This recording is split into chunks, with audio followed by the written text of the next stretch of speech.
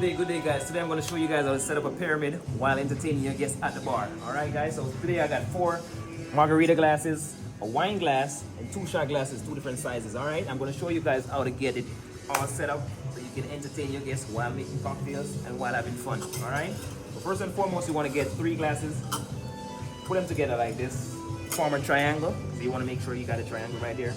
Then you want to select your 4th martini glass, so you want to turn it upside down.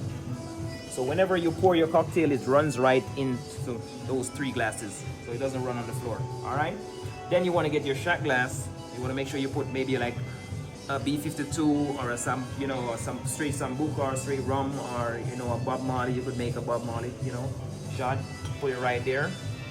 And then you want to select a glass that is actually tall enough to actually fit right over this line right here, and also creating some level of coverage inside. All right. So you want to fit this one right on top there, bam, right there, and you got it all set up. Then you want to select your last shot glass. So you want to place it exactly on top of it, just to make sure it's level. And once you place it on top of it, you got a nice pyramid.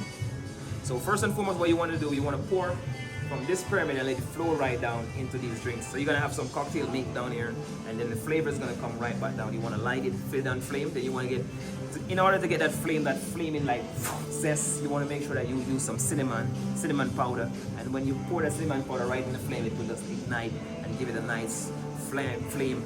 And then that will keep your guests entertained while still making a cocktail, while still having fun in the bar.